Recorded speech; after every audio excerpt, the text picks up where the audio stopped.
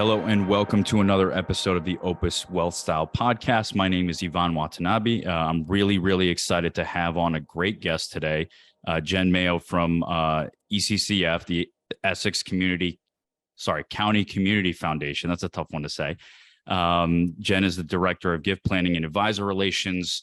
Today we're going to talk about two of my favorite things: tax strategies and charitable giving. So with that, Jen, why don't you just kind of kick it off? Tell us a little bit about yourself and a little bit about ECCF. Sure. Thanks for having me on. As Yvonne said, I work at the Essex County Community Foundation, and community foundations are really this cool entity that exists as an intersection between donors and nonprofits in a local community, matching available funds with projects that nonprofits are doing in the community.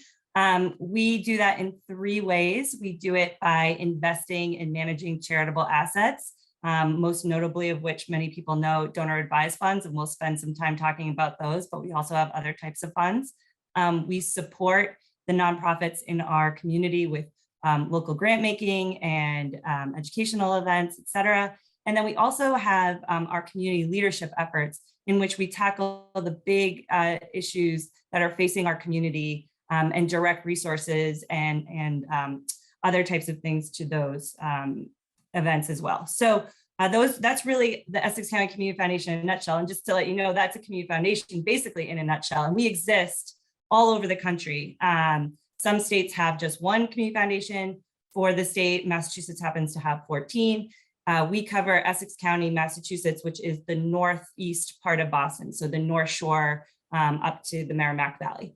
My background is actually in finance. I worked in investment banking and private equity, and I came to philanthropy because I had a very personal experience with philanthropy. My brother is Pete Frates, who started the ALS Ice Bucket Challenge.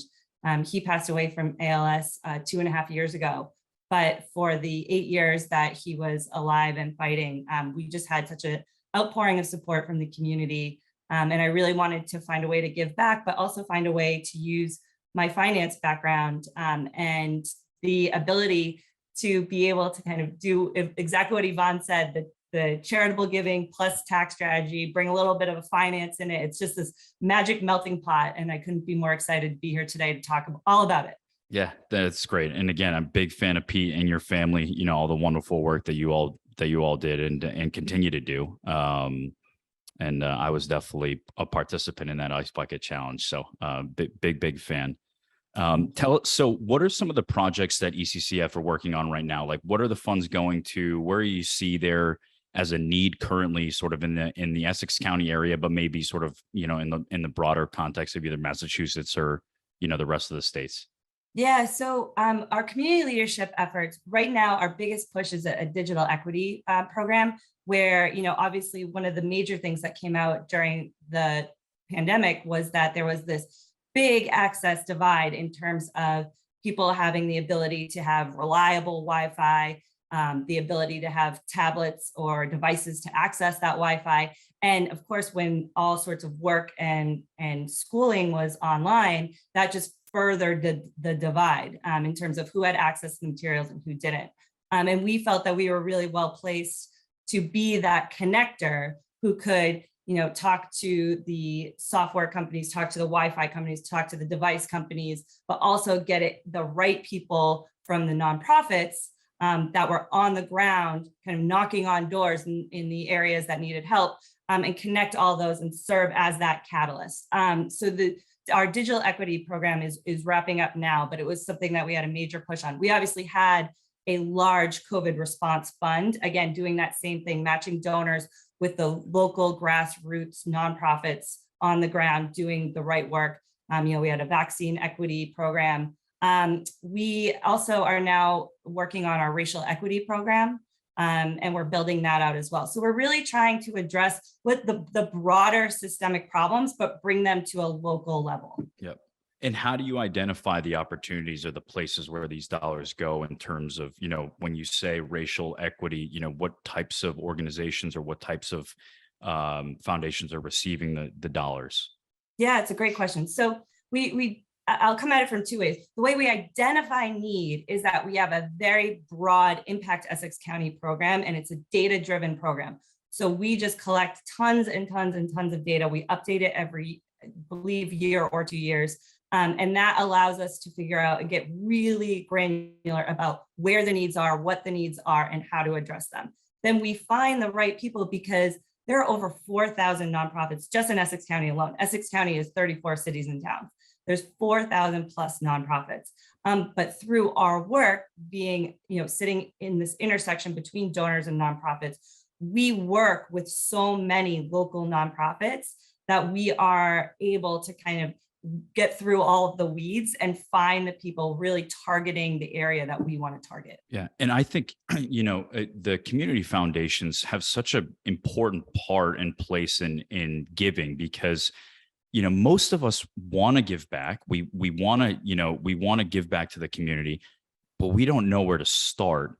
And it's really daunting to figure out, okay, well, where are my dollars best served? And I don't know all of the intricacies, and I don't know all the data on where these dollars would be best served. So, you might give to a larger organization and find out that only a portion of your dollars are going to the right places. So, I think that there's such a need, right, for a community foundation where, your dollars are actually going to really good use in a place where you feel good about, right? I think that's just, I don't know, it just serves such an important need. Yeah, and that's really something that we bring to the table from our donor advised fund perspective, where we have our, donor advised funds are something that started with the community foundation, over 100 years ago. And they were in the 90s, the large financial institutions realized this is a pretty great game. We could get into that. So now a lot of people are familiar with a donor advised fund through those larger financial institutions, whether it be a Fidelity or a Schwab, right? People hear the Fidelity Charitable. That is the exact same product as what community foundations have been offering for years. But what we offer is we have the exact same mechanics. So it works from the exact same side, from the tax perspective, structuring, et cetera. But what we bring is that local knowledge. And that local flavor. So we are able to bring learning events to our donors. In fact, any of our donor advised fund holders get a philanthropic services representative assigned to them. So it's not a black box. It's not a 1-800 number. It's a person who's getting to know you, getting to know what you care about, and bringing you opportunities to give grants in the community where you live, work, raise your children, and allow you to really amplify that impact of giving. Yeah, absolutely. I mean, because this is a good little segue, right? I think, there are so many donor advised funds out there, but to actually know where your dollars are going directly impacting your immediate community is so valuable. I think so. Just, again, I think it would be good for the audience to learn a little bit about what a donor advised fund is, why you would want to use a donor advised fund. So if you want to just share a little bit about that with the audience, I think that'd be great. Yeah, a donor advised fund is a really, really amazing giving tool, but also very practical as well, from our, great intersection of amplifying your charitable giving, but also that practical need of tax strategy. It is just an absolutely amazing product. So what you do is you open a fund at the Essex County Community Foundation. Our fund minimums start at $10,000. You gift in anything you would like. We can take non-cash assets. We've had somebody gift in a coin collection, highly appreciated securities, cryptocurrency, or you can just do a wire transfer, whatever it is. You get the tax deduction on the day you gift in.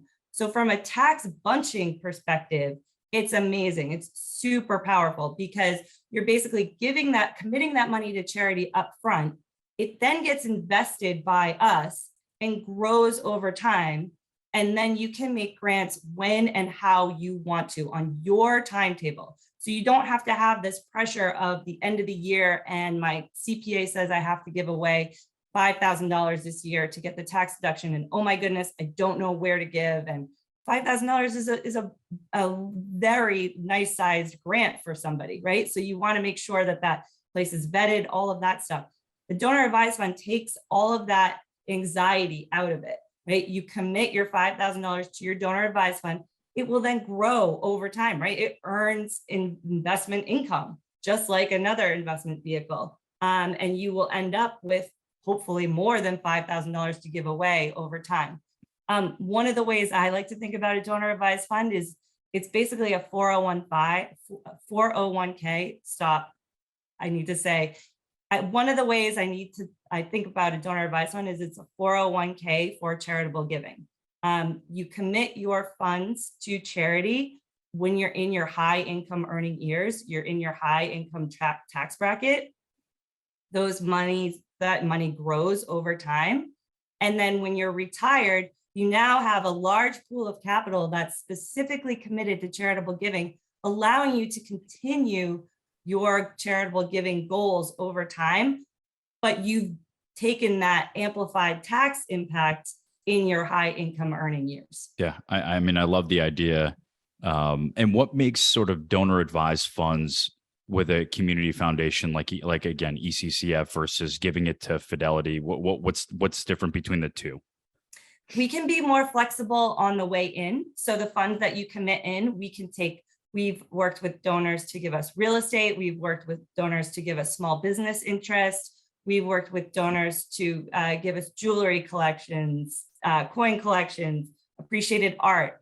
A Fidelity or a Schwab, they're just so big that they may not have the capacity to deal with those non-cash or anything kind of outside of a cryptocurrency, highly appreciated security asset. So that's number one on the way in. On the way out, in terms of how to get the money out and grant it out once it's been sitting in this donor advised fund for a long time, is that I go back to, we have the dedicated philanthropic services associate who's assigned to you. It's a real life person who lives and works in the city or the community that you live in, who is tasked with knowing about nonprofits in your community doing great work, and who's inviting you to learn and share with them what you're interested in and get that money out the door to the people who need it most. Yeah, and I think that's the winner right there, right? It's just, being able to donate money to, your community, regardless if you're there. I mean, I'm just thinking about myself. I live in New York now, but originally from Haverhill. I'd love to be able to give back to Haverhill, but I have nowhere, I have no idea where to start. I have no idea where the funds are best served. So to be able to use a community fund to be able to do that is just incredibly valuable. Yeah, and I should note that a donor advised fund at a community foundation does not limit you to just that local community. You can give to any 501c3, just like a donor advised fund at a large commercial institution. We also facilitate international grant making in certain instances. So we are as flexible as your traditional donor advised funds, but we do bring that local service. And we actually have, donor advised fund holders that maybe they have a second home in Florida. So they have, a donor advised fund with us up in the North Shore of Massachusetts. And then they have a donor advised fund with a community foundation where they have their second home in Florida. In terms of, they want to get access to those local experts in giving in their local community where they live. Yeah, expert in giving. Right. I think that's, again, I continue to think about the value proposition of a community fund versus just a regular donor advised fund. The expert in giving in that particular area that you care about is just, is like the driving factor for me, as I continue to look at this. Right. And I think we also, so you get that expert in giving in terms of the funds already being committed, but, remember, part of my job is gift planning, which is, let's talk about how to structure, right? What are you trying to achieve practically? What's the tax reason? What's driving you? And in most people, it's a hybrid of, I want to commit a lot of money to charity, but I also have this very practical tax reason why I want to, right? Yep. Whether it's, I'm looking at my estate tax, whether it's, I had a huge bonus year this year and I don't want, a lot of it, I want to be able to commit some of it to charity. I don't know where it should go.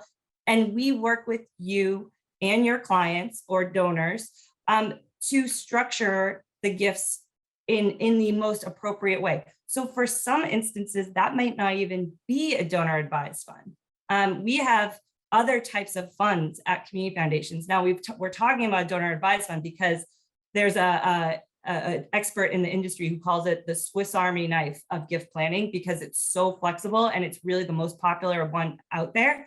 But we have a couple of other different fund types that can also be used in very specific situations. So I'll just give you a quick example of one. We have a field of interest fund, which works similarly to a donor advised fund, except that you basically tell the community foundation, hey, Essex County Community Foundation, I'm concerned about climate change, and I want to address how it's impacting people in Essex County on the coastline of Massachusetts. How can I do that? And you say, that's my field of interest. And we say to you as the donor, we say, you know what? We are the experts in charitable giving. You don't have to worry about picking the organizations. If you tell us what your field of interest is, we will take care of the grant making. We'll send your funds in your name to those entities doing the great work following your field of interest. And we will let you know what we've done in your name. But that way you don't have to be burdened with actually directing the funds themselves. Now, the cool thing about that, first of all, it's very flexible for an estate planning purpose in terms of thinking about how your donor advised fund might be from a legacy perspective, but also we can accept qualified charitable distributions from an IRA in that, where people may, once you hit 72, you need to start taking the required minimum distribution from your IRA of $100,000. People may not want to do that for various reasons. They may not need the income. They may not want the income. The income comes in and it could push you into a higher tax bracket. You get taxed on that. So a lot of people choose to, instead of taking the distribution, to give it to charity. Now, again, we get back to, that's $100,000. It could be $100,000, depending on how much you have in your IRA.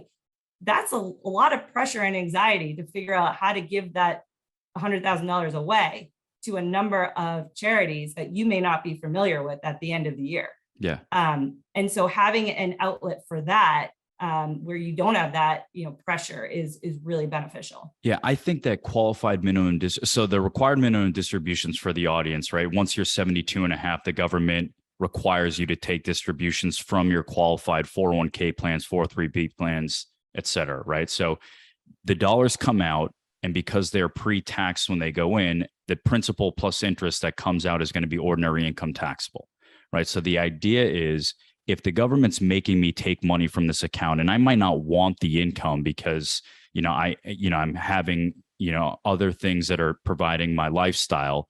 And I, honestly, I've had clients sort of resent these qualified dollars that come out. So they're figuring out, okay, I don't even want to take this money, but the government's making me take it out. I know it may sound ridiculous to some, but it's a reality for many. So when you take the dollars out of the account, if you could put them into this field of interest fund, have it be a charitable contribution, you almost get like a double tax benefit. So not only do you get the deduction on the contribution, but you also don't have to pay the taxes on the distribution that came out of the account, right? So it can be a significantly impactful charitable giving, opportunity, and also a really big tax strategy, which for me, I didn't even know this type of fund existed, because we were mostly familiar with donor advised funds that typically don't take qualified distributions into the fund. That's correct. Donor advised funds cannot accept qualified charitable distributions.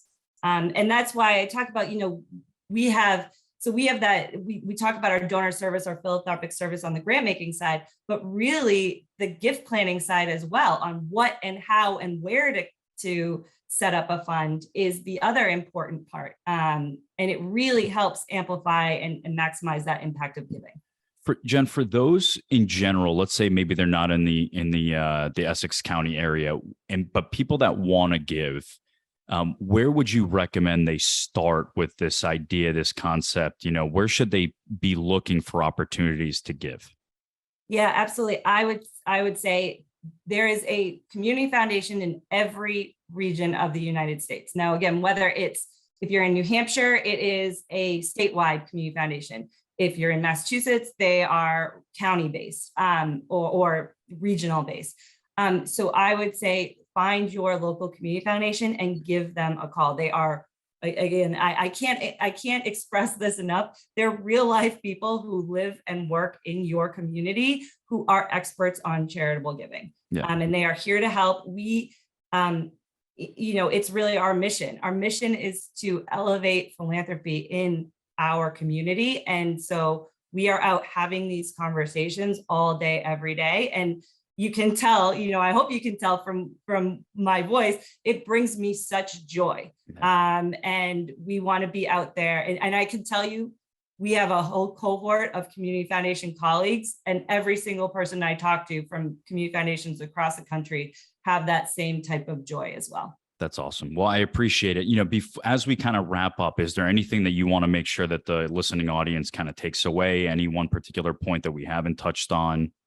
Yeah, I just quickly on the tax strategy side, one of my favorite things to think about from a tax strategy side is, if you find yourself writing a lot of checks to charity, you are not getting the full tax impact that you could be, because that's pretty reactive in terms of it's money that's already come in, you've already been taxed on it, and potentially it's money that was invested in the stock market and you sold and had capital gains on, and then you're writing a check.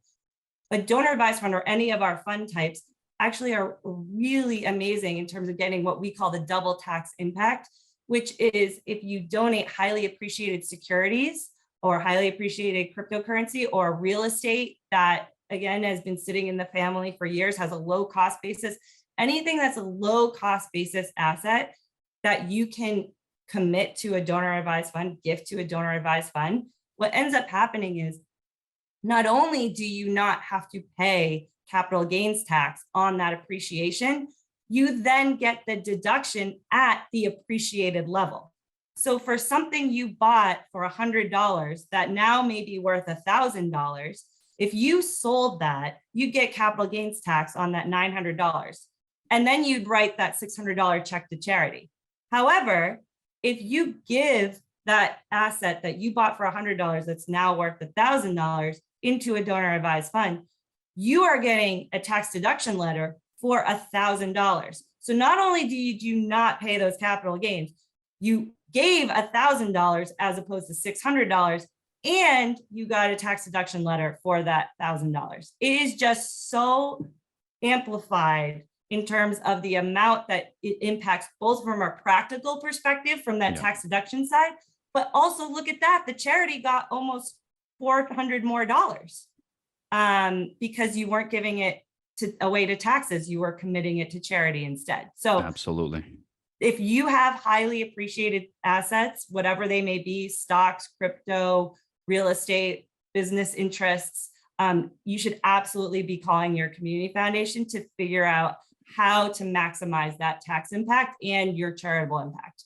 Awesome. Well, I think this has been super valuable. I know our audience is loving the conversation because I think a majority of them are again, charitably inclined, but always everybody loves a good tax strategy, right? So, Jen, I really, really appreciate the time. Where can people find out a little bit more about you, ECCF, and the opportunity? Yeah, so ECCF, you can find us on the web. It's eccf.org. And all of our contact info, bios are right on the web. And then again, if you're not in the Essex County area, first of all, feel free to reach out to me anyway. As I said, I have lots of contacts in the community foundation world, so I'd be happy to connect you with the right person. And I'm always happy to talk tax strategy and charitable giving with anyone. So please feel free to reach out to me. Again, it's at eccf.org and my contact information is there. Awesome. Well, thank you so much for the time. We really, really appreciate it. This has been a great conversation and we really, really appreciate the work that you do. And to you, the listening audience, thank you for tuning in. Again, please click the subscribe button below to be notified when we come out with future podcasts. We'll talk soon. Thanks for having me. Thank you.